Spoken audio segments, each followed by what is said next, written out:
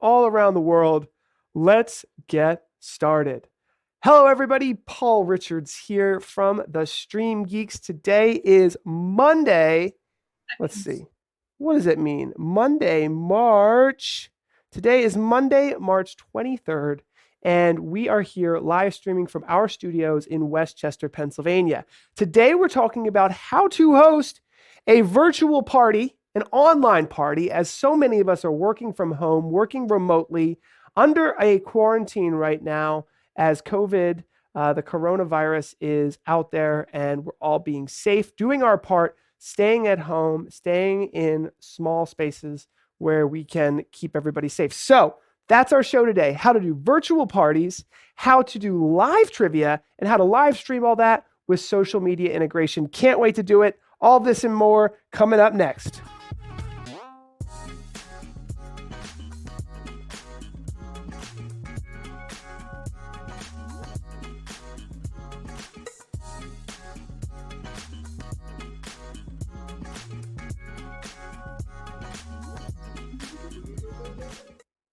All right, here we are, everybody, in our studios in Westchester, Pennsylvania. The first thing I wanted to do was start out by saying that there's no producer here. Can you believe it? What am I going to do with no producer? This is crazy. I have no producer helping me out today. It's just me in the studio, but that's okay. Tess is joining me via Zoom, and not to mention, lots of you guys are going to be joining as well because we're having a virtual party, and I wanted to explain how I'm able to produce this show and have 0 people helping me there. First of all, I've got a little touchscreen that basically controls vMix, which is the video production software we are using to do all of this. So that is how I'm going to be producing this entire show by myself. And I am super excited about it, to be honest. It's nice for me to kind of get out and do something fun. So I'm really excited about this. So let's get started. All right. So here we go. How to host a virtual party. We're going to be using Zoom video conferencing, but I do think it's worth noting any video conferencing software, including Skype, will work for this. Zoom actually just posted a blog about how to host good virtual parties and keep, the party going without having any issues. And we're going to go over some of those tips in this live stream. We're also going to talk about how to host a live trivia. And we've been doing live trivia here for a long time. And this is something that's good that's coming out of this epidemic right now, is that we're kind of going back to some of these things that we've kind of forgotten about. And live trivia is a great way to engage your audience. And I write about it a little bit in my book, The Virtual Ticket. But engaging audiences, it's going to be a lot of fun. You guys can all participate at live.streamgeeks.us. With a live trivia, there's going to be a leaderboard. We're going to ask some refreshing and fun questions with everybody. And it's going to be a lot of fun. And I'm going to share a Zoom video conferencing link with everybody so that we can all be on the same page. Tess will share that in a moment. Now, we're going to teach you how to stream all of this. And why would you want to do that? Well, if you're hosting a virtual party, maybe it's 6 people, maybe it's 10 people, maybe it's 30 people, right? But what if you want to reach 1,000 people or 2,000 people or 100,000 people? You can live stream all of that, and you can leverage the distribution networks of social media like Facebook and YouTube and LinkedIn as well, including Twitch and Twitter. And you can bring the social media comments in, and that's something we'll be doing today as well, and talking about how all of that works. We can work with Twitter, Facebook, YouTube, and more. Bring those live comments in and engage our online audience. I already told you guys I'm all alone here. It feels a little bit lonely, but that's okay because I have you guys, and I'm going to bring up my first bit of social media comments right now. Here we go. Boom. Kyle Gunderman is saying, in school today, getting Chromebooks ready to hand out starting tomorrow for students. So Kyle is in school. He is in Griswold, Connecticut. Hi, Kyle. How's it going? Michael Adams is looking forward to this one. I am too. I'm very excited. Matt Driver is saying good timing. Hopefully we'll do some great teaching. So I'm very excited about all of this. And of course, we're going to go through all of this together. Drake Finney said this couldn't come at a better time, being a teacher and a youth leader. I'm very excited about having this today specifically, just because I know how important this topic is. And we're going to start with a little presentation to show you guys how it's done. By the way, I'm not sure if any of you watched the State of the Address, but with New York City with Governor Cuomo, but this is kind of the way he set up his presentation. I thought it was really good, so I sort of copied it. But the first thing we're going to talk about is a Zoom video conferencing blog, how to keep the party crashers from crashing your Zoom event. And it's possible that people could get your Zoom meeting ID. It's right there, right there. That's the Zoom meeting ID that we will be using, so you can jump in there. But if you give your Zoom meeting ID out to the world, on Twitter, on Facebook, on a live stream, how can you make sure that it stays a good experience with what you want? And that's what we're going to be talking about today. So the first thing is, do not give out your personal meeting ID on social media.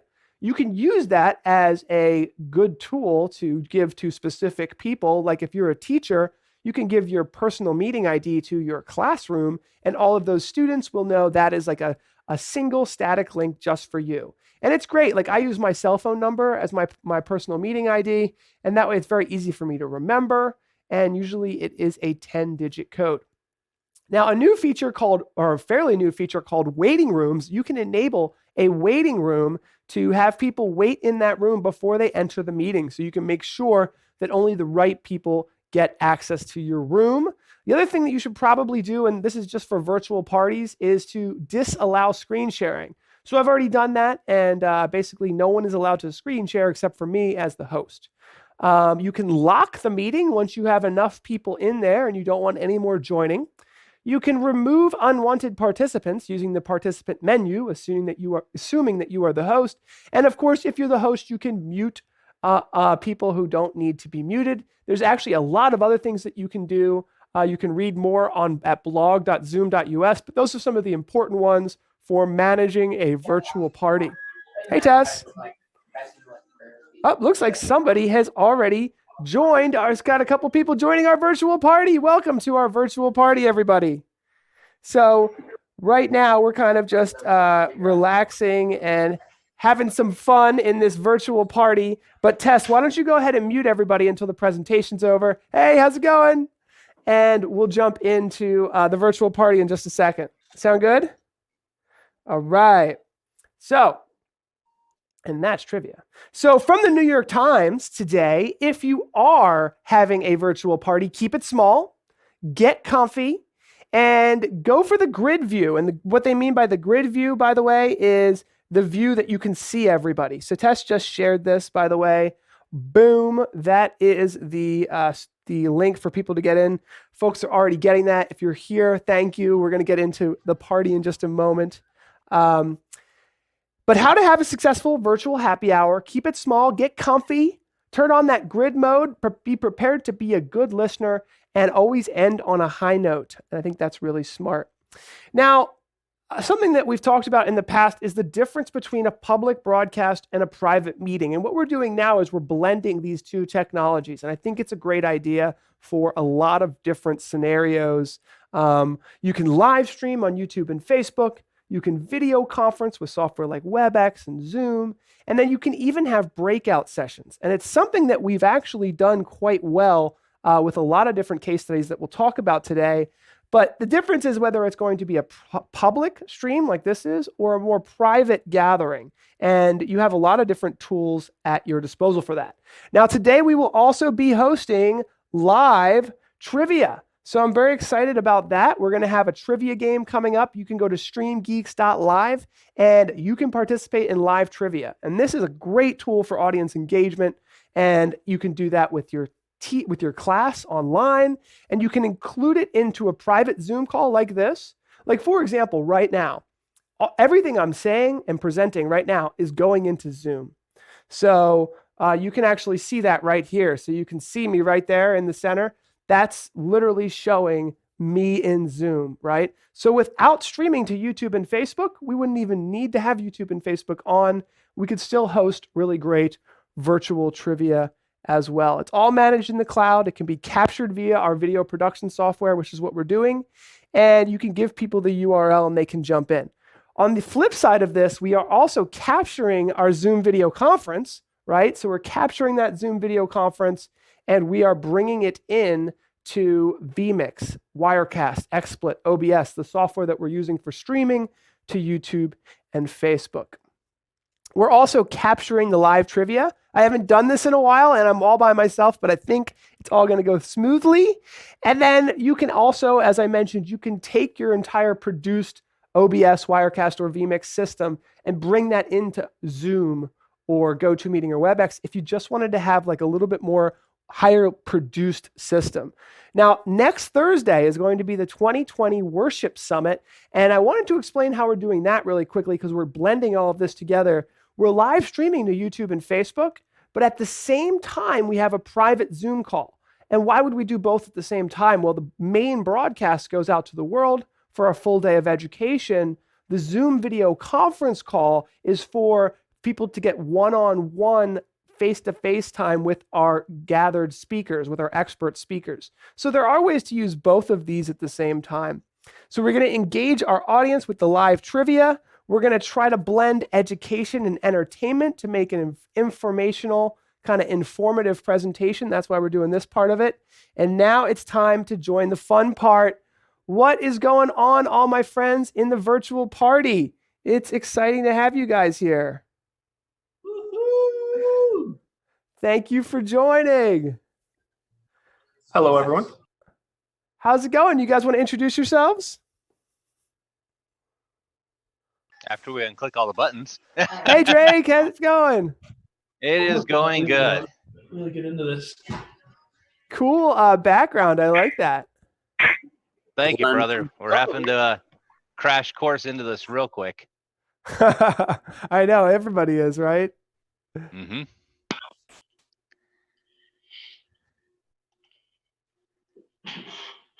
How's it going? Good to see everybody. Thanks for joining the party. Woo-hoo.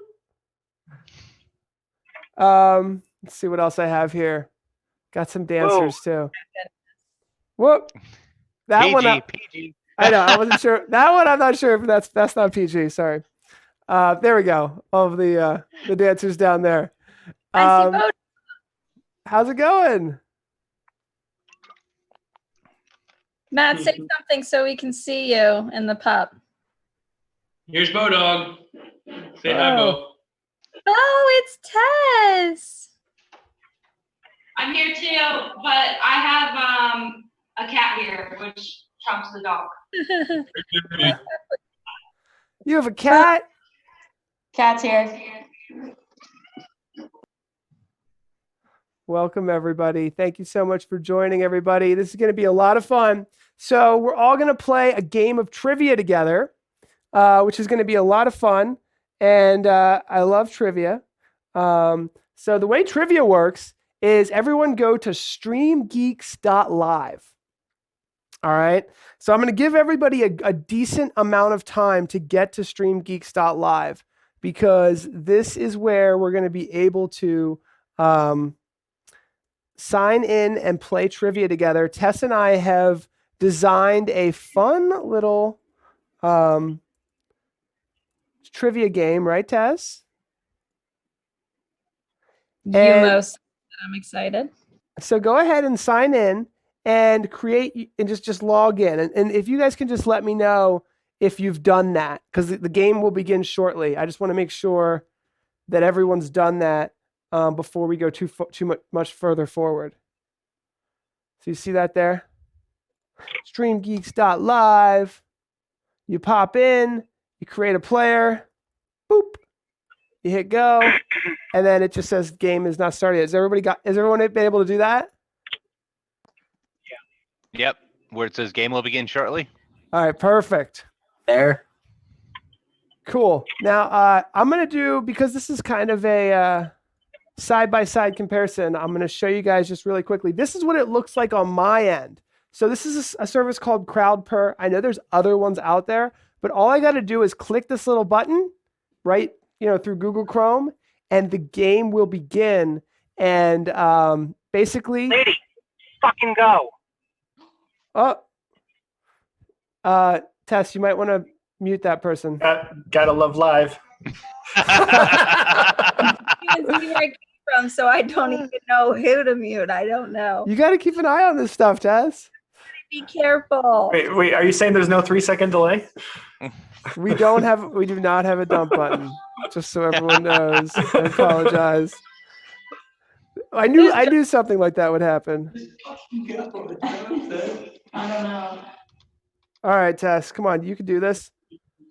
All right, No pressure. here we go. So, Tess, you know how to do that, though, right? Yes, I know how to mute someone. I just happen to miss this Who it particular. was? Okay. All right, that's okay, because I can't. I'm not gonna be able to do that. All right, so here we go, guys. We're gonna start the live trivia. And by the way, I do have my eye on social media. So, Peter, wonderful. What is the quality of Zoom output? Are you using vMix to Zoom? Yes, we can. We are using vMix to Zoom right now. I will look at the chat and answer questions, but we're going to jump into this trivia. Here we go. All right, it's going to start in a second here. Boop, boop, boop, doop, boop. So as soon as I hit this button, boom. Question number 1. What is the most popular video game in the world right now? This is going to apply to our conversation because you may or may not know this. Most of these games have been the number 1 game in the world over the past, couple years. So there's League of Legends. Is it Minecraft? Is it Fortnite? Or is it Overwatch? And if you haven't been following the top games, you might not know this. I don't know. What is it? I can see that the votes are all over the place. And here we go. So we're going to show the correct answer is Minecraft. Oh. And we are going to show that Kathleen is number 1. She got that one fast. Now I have to say, good job, Kathleen. Thank you. Great job. I have to say that this does actually go off of the speed at which you answer. So that is part of this as well. Drake up there, you knew that one. I Good should job. have known that one, but the kids are all still screaming about Fortnite. Yeah, it depends on the age range too, doesn't it? Yeah, the high schoolers say it's done, but the junior high still say it's going strong. Exactly. And I do think that there's an interesting age range change that's going on. So we'll talk a little bit about that. Joe, not good with trivia. Well, you're in second place, so I don't know. It's just because you opened up with a game. Other than that. Well, it's not going to be games the whole time, so we'll have to see about that. All right, Hey, real quick. I got Sure. a Zoom tidbit for everybody. So I'm an avid Zoom user, and instead of trying to find the mute button and unmute it and mute it all the time, you can use the space bar as a push to talk. If anybody hasn't done that, so. Oh wow, how do you enable that? So just go ahead and mute your microphone. So I'm going to mute my. I just push my space bar. You should be able to hear me. I let go of my space. Get out! Yeah, I know. That's what I'm here for. But yeah, it's like a push to talk. So you don't have to go find the little mute thing if you want to say something like a snippet, 2-second comment. Testing from Canada. It's working. And now we're all trying it. Totally, that was worth the price of party admission. Thank you, Joe. You were the best. That really helps out a lot. All right. So 44% of our viewers have gotten that one right. Let's go to question number 2. All right. Visiting which fast food joint has become a Christmas tradition in Japan? This is one that, it could be McDonald's, it could be KFC, Wendy's, or Burger King. I've been to Japan, and I actually did go to one of these. But I went to a fast food restaurant. I went to a Denny's. So it was not even on here. But we can show the live answer list. 5 of you got this right. It is KFC. Good job. Where does that put us on the leaderboard? Wow. MR running strong. Troy coming on is number 2, beating out Kathleen and Joe with our Zoom tip of the day. I have to give you extra 100 points for that. and Joel and Michael. All right, so things are happening. Good job, everybody. All right, we'll go on to our next question. Good job. Not bad, guys. Kicking butt. So I think that some of us are teachers out there. You could imagine how we could kind of do almost like a live quiz, pop quiz, with students. And this does not have to be live streamed, right? This could just be a private Zoom. So kind of interesting. All right, here we go. Number 3, Mr. Pibb. This is an easy one. Was a soft drink created by Coca-Cola Company to compete with which other soft drink? Coca-Cola, Cherry Coke, Sprite, or Dr. Pepper? This is kind of an easy one. We can show the results coming in. 91% of folks are saying Dr. Pepper.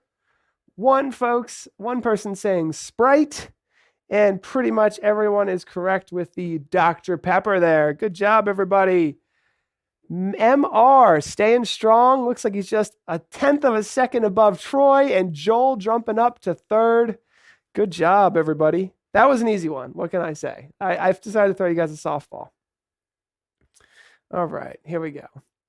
Next, we have boop, boop, boop. Number 4 is, during which year was cocaine finally removed as an ingredient in Coca-Cola? Was it in 1919, 1929, 1886, or 1945? Could have been funny if I put like 2012. But here come the votes coming in. Now I have people wondering why it wasn't in there anymore. Yeah, I know. It's funny. Here we go. Oh, some people know that. Somebody was Googling it, maybe. It is 1929. Nuts. I guess that was a while ago. Think about how much things have changed since then. That takes Joe up to number 1, knocking out MR, and Michael and Kathleen jumping up. Wow, Kathleen must have known that one. Good job. All right. So I'm really bad at trivia, I'm not going to lie, but for whatever reason, this came up with a group of friends, us talking like 2 days ago. So Really? that's the only reason why. I was like, oh, I know this one. That's so funny. Yeah, that was one that just came up in trivia when I was Googling it. I guess that's a popular one. All right, here we go. Number 5. Now, I just released a book. I mentioned it during this show. What is the latest book? I did write one called Helping Your Church Live Stream. In January, I did release one called Esports and Education. A long time ago, well, I can't say when the other 2 were released, but one of them was released much more recently. And it looks like half of you guys think it was Helping Your Church Live Stream. That was January of 2019. Actually, the virtual ticket was released about a month ago. Actually, just a couple weeks ago, the virtual ticket. Very excited about that. Was working like crazy because of this coronavirus to get that out there, because I think it's going to help a lot of people. See, I quit stalking you for a couple months and you do another book on me. See? It's Drake, you got to stick up with social media. All right, this is going to be fun. Here we go. Next question coming up is, here we go. Which one of these is not a video conferencing software? A, Skype, B, Slack, C, GoToMeeting, or D, Zoom? Now, we're using Zoom right now, so I'm guessing that a lot of folks know this. Everybody gets it right. I guess that was just a little bit too easy. Yeah, everybody's got that one. It's Slack. Pretty cool. Now, by the way, I'll just show this really quickly. This is the leaderboard there. So I guess that's what you guys are seeing. Cool. So I guess most of you guys have 2 monitors, right? Because this does kind of require 2 monitors. I guess maybe you could have a cell phone and a monitor. But all right, here we go. Number 7. Which platform are we not live streaming to right now? So there's YouTube, Twitter, Facebook, and LinkedIn. One of these we're not live streaming to. I don't know why. Maybe Tess can answer that one. But we are not live streaming to one of these. We never do. And There's 2 right answers. I have to say there's actually 2 right answers, so I feel kind of bad about this. We're supposed to be live streaming to LinkedIn. We did everything right, but LinkedIn is not working. But generally, we don't live stream to Twitter. I apologize for that, guys, because it's true. We are not live streaming to LinkedIn, but that's not our fault, right, Tess? Yeah, we're having issues with our, I don't know where it is, but getting live there. Like, we are trying to live stream to LinkedIn. In fact, it says that we're live streaming to LinkedIn, but we're just not sure what's going on. So we're trying to live stream to LinkedIn. So I apologize. That's a little bit of a trick question. Sorry, guys. All right. We got like 2 more questions left. And this one doesn't count. All right. What is the world's most popular live streaming software? Is it A, vMix, B, Wirecast, C, OBS, or D, Ecamm? This is kind of an easy one, I think. Let's see. See how everyone's... Popular or most used? It could be 2 different things. Oh, that's a good point. I would have to say most used, I guess. OBS. I would say it kind of is the same thing, right? Because it is the most popular and kind of the most used too. But yeah, OBS. So that keeps MR in number 1 and Joe in number 2. Drake, number 3. This is the last question. Here we go.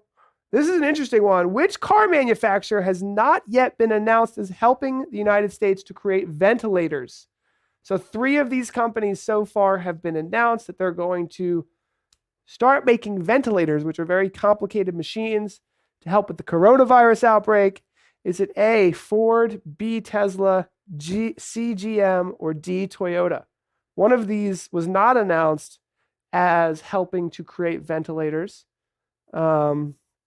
Not that they won't or anything, but Toyota was not announced as one of those. So that puts MR wins the game. That's all 10 questions we have. Congratulations. You win. Now we'll answer some questions and hang out and have our virtual party. So let's see if there's any questions in the chat. Troy's asking, can CrowdPur be embedded in an iframe into another web page? Maybe below a YouTube window. Oh, that's a good idea. FYI, those on YouTube are way behind. We still have to keep an eye on the trivia tab before it comes up on YouTube. That is true as well. The only way to get rid of the latency is to join the Zoom call. Or you can use super low latency on Twitch or YouTube. But because of the cloud-based system that we're using, it adds a lot of latency, but it allows us to stream to all those destinations. So that's kind of the trade-off there. Cool. Well, that was so much fun. Hey, Paul, quick question. Yeah. On the CrowdPur that you're using, are you using the free version or like a subscribe version, I guess? Because I just glanced at their pricing. So I was just wondering what you were using. That's a good question. We have like the professional, let me see if I can remember the actual one, but I haven't found any ones. There's not that many people out there doing this. And these guys are super nice. So we have the classroom plan, which is 100 participants. And then they have a seminar plan, which is 500 participants.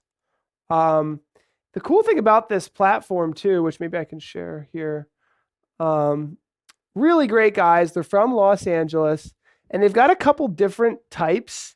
We were doing the points timer trivia, but they've also got like a survivor mode, which is like HQ trivia, which I don't know if anyone ever got a chance to try, but like, it's like you get extra lives and there's these like kind of interesting games with it.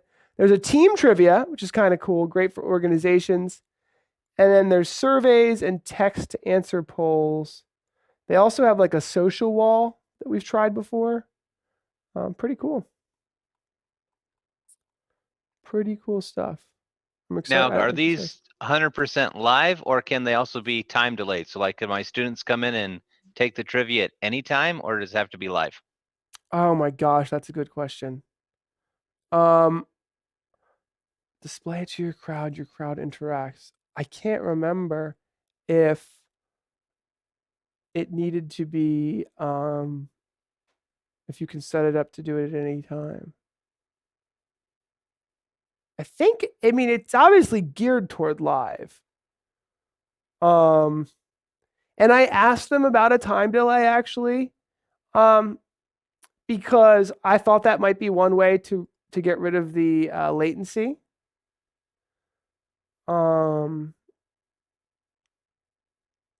What's this?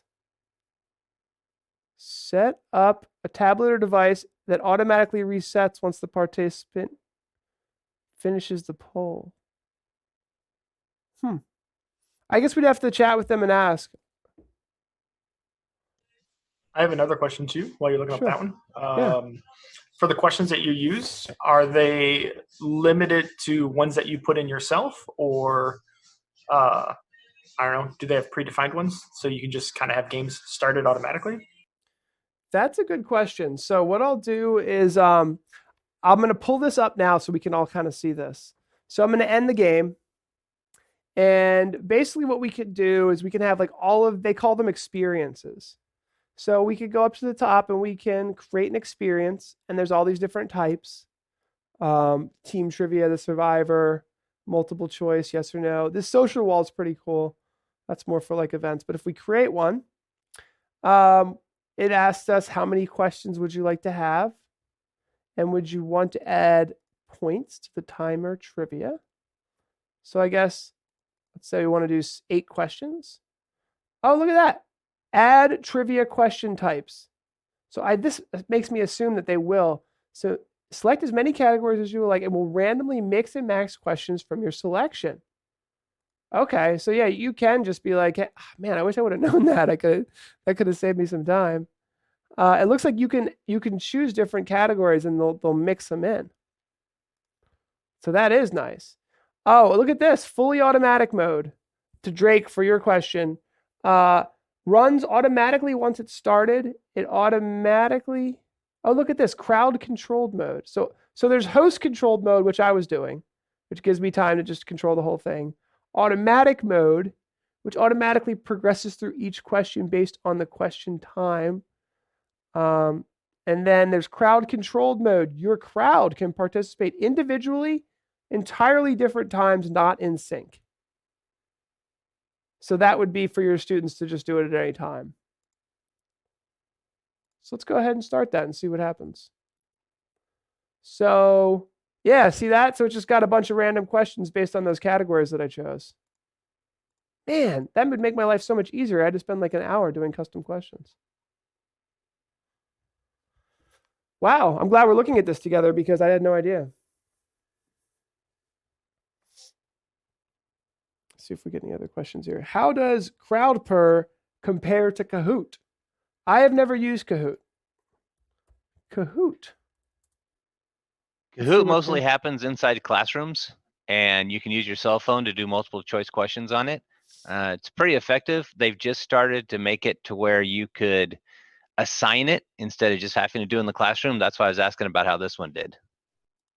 Yeah, this looks like it's really good for the classroom. Oh, it's great. Nothing like a pop quiz and telling them to get their cell phones out and take the quiz with it.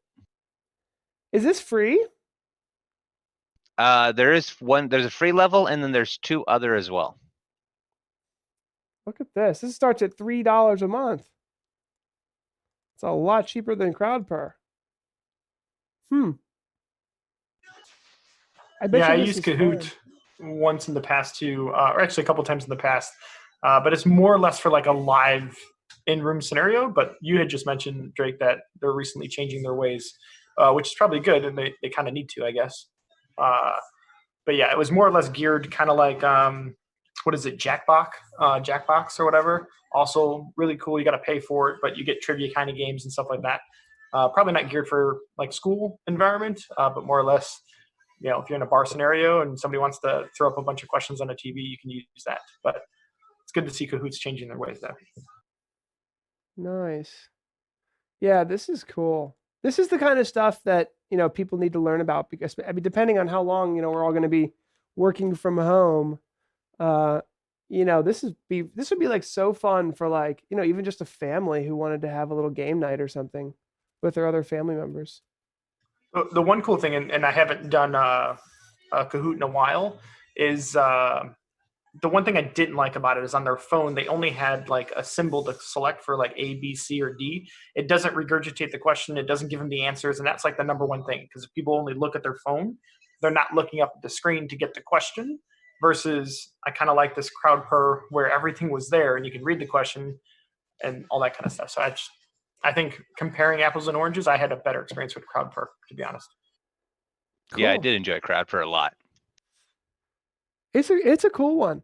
And I think it's crowd per is really designed for like 1,000 people in an event space and everyone's got their smartphones and then it's up on a projector. But they're really getting into online, use cases now, like this, similar to this. But I'm glad we have Kahoot. I'm going to have to look into that because it definitely looks like something that would be valuable for people. Right on time for the Zoom party, says Daniel Whitner. So, congratulations. Thank you for joining, everybody. All right. Well, is there any other questions that we should chat about while we're all together? Where's everybody from, by the way? Chicago. Cool. Chicago as well. New York. Orange County, California. Lake Havasu City, Arizona. Nice. I don't know what gave that away. Yeah, a little bias. So doing videos for the kids already, trying to keep them engaged. Canada. Hi, Maroon. Good to see you. Awesome. Well, this has been a lot of fun. Yeah, sure. One question for the whole team. Has anybody really used the ability for remotes in Zoom to take control and like advance PowerPoint slides from like your computer? So it's available and it's possible.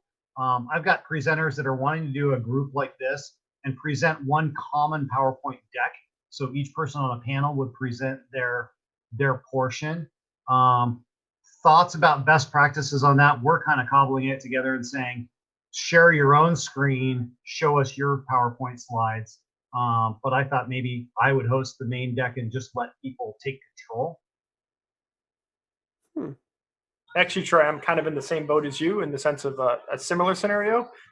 So with my company, so I work for a corporate company and I kind of oversee all their streams. And typically our all hands town halls, whatever you want to call it, are hosted here out of Chicago.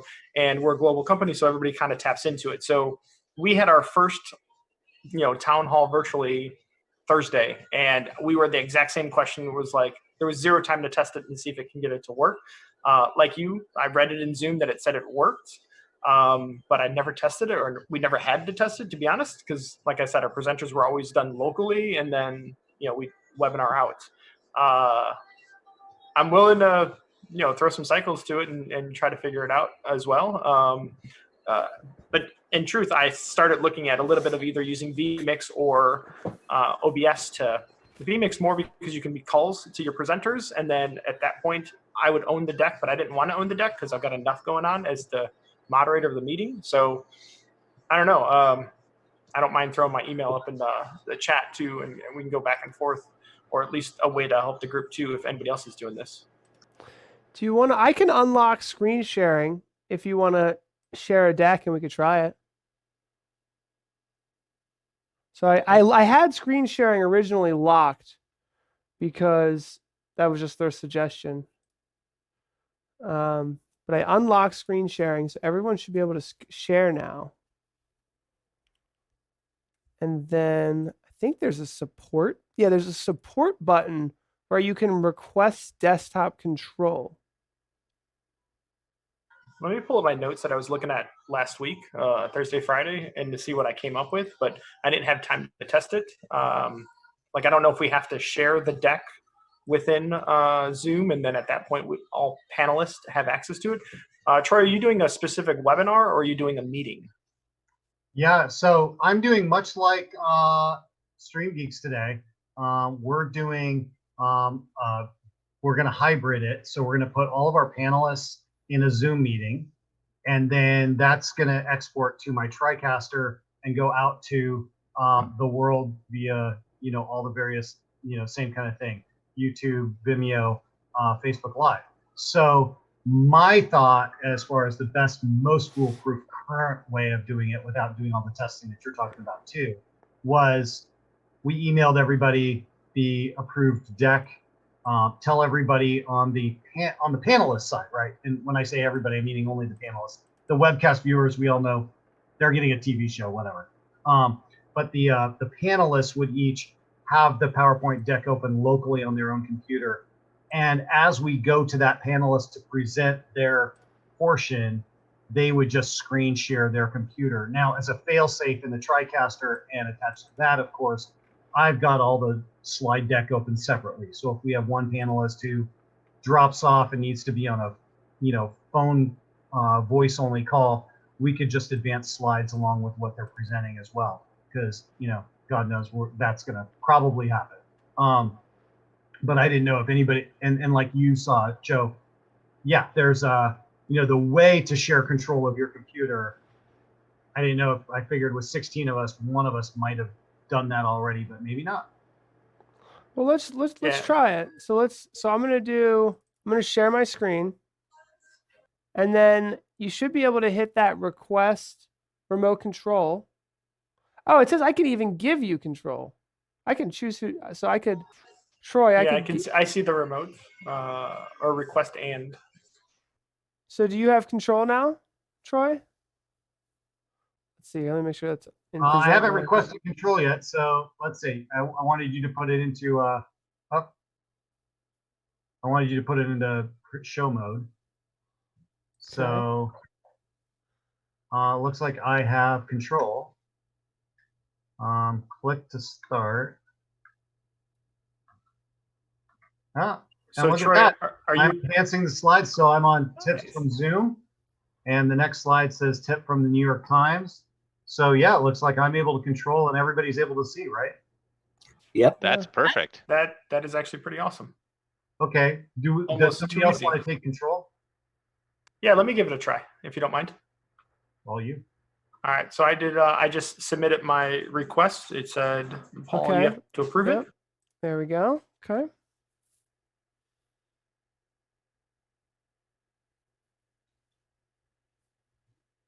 It says Joe is controlling your screen.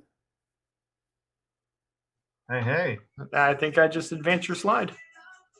Yeah, because I'm at hosting virtual trivia. I'm going to go back to the public private. This is almost too easy. So it's kind of nice because it's controlled. Only one person has that ability to advance. So now you're just kind of shifting over who has, I guess, the ability to. Hey, Paul. Nice. Yeah. Hey, Steve. Hey, how you doing? I'm just joining the party late, but exactly at the right time, because I was actually giving one of my IT guys full control of my computer last night via Zoom, and he was checking IT settings on my servers. So that was nice. And we had this question the other day about control, we just did using GoToWebinar. I haven't looked at it yet, but I'm wondering if GoToWebinar has the same functionality, because as we're transitioning people from live to remote events, we too want to have that full slide deck with us. We don't want to rely on a presenter. They have bad enough time getting their microphone turned on. So that's the shot I want to see. So can you show this shot of your dual screen setup when you're giving someone control of the PowerPoint? Sure. Okay. So you can see this. So on this side is the vMix system, right? Which for me, that's, the production side of it, the Zoom side of it. And then I got one more screen, which when I'm standing over there, I can see there's a confidence monitor right over here that I can see. Okay. So there's 3 monitors total. All right. Let's see. So this is where I am. That's the 3rd monitor there, right? So there's 1, 2, and then 3 monitors total.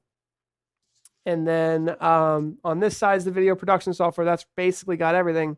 On this side is the video conference. And we were looking at this screen share button here to share a screen, right? Which was a PowerPoint. Yep. And then this support button down here, it allows you to request control. Yep. I don't know if GoToWebinar has that. Right. So when you were just sharing the PowerPoint, giving them control of one window, is that how that worked? Yeah. So you have the option. So when you screen share, I can hit the screen share button. I can choose an entire screen or just a window. So I'm just going to choose Google Chrome for that. And then you can now request control of this with that that button at the bottom. Yeah. So are you still, I guess my question is, are you still able to see, I'm looking over here at your over-the-shoulder cam of you, Paul. So your Zoom meeting now is completely covered up. I'm pretty sure you can shrink that PowerPoint window. It doesn't need to be full screen, correct? So you can still see all your Zoom participants? Yeah, you can shrink that. You can. Okay, and because it's just sharing the window, not a screen. Because I'm also very concerned of looking for me and my presenters, but we're always looking for what I'm doing now, looking at your all facial reactions to certain things. Is the student getting it or whatever, and not just lost in space? Yeah, I think the one thing that you have to keep in mind is that when your PowerPoint goes into like presenting mode for the most part, it's going to take over your full screen. So that's just natural behavior. If you can get a fancy setup where you throw a third screen in your mix. Okay, that's what I'm wondering. You can actually route your outputs. So then you have your presenter mode and your personal view mode, if that makes sense. I don't suppose, I guess I'm asking too much. There would be not really a way to get presenter mode back to a remote presenter, would there?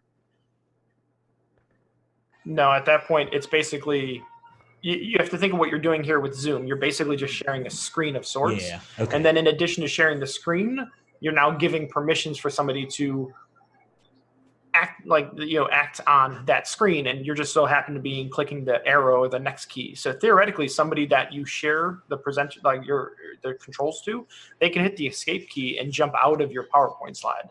So you want to kind of limit the power. Sure. I don't like to be a control freak when it comes to certain things, but I'd like to take away a lot of the mistakes that people can do.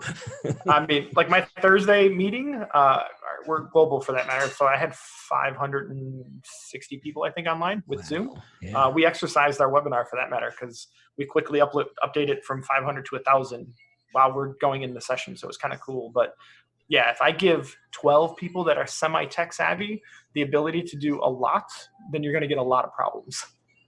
Got it. Hey, thank you. All right, guys. Well, thank you so much, everyone, for contributing and playing around with us. It's been so much fun. And I think this was a really timely topic. So I appreciate everybody's time today.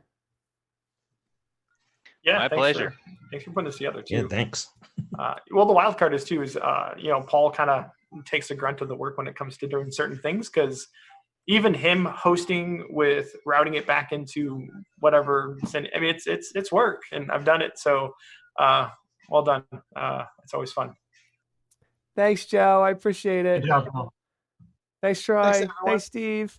Bye, Glenn. Thanks, everybody. Bye, Eric. Thanks, everybody. Hilarious. Those are the cheap things that actually I want to kind of either get vMix or just do more with like OBS, where you just hijack the whole meeting, so then you have those controls. Because we do all that stuff live, but we just can't do that virtually. But we can. We just have to do more work. Yep. Awesome. Well, stay healthy, everybody. Yeah, if you guys also want anything to blow steam off with on Twitch, there's something called Marbles on Steam. It's sometimes just a great brain break just to watch marbles racing on virtual tracks. I was watching it earlier. My marbles set a world record. I was so happy. I was like, oh my God, this is like winning the Super Bowl for me. I think I got a message the other day, and somebody's like, "Stay away from the virtual NASCAR. It's horrible." 'Cause it's like Oh, watching- no, you have to. When your marble just drops to nothing, it's great, you know? And your push to talk tip is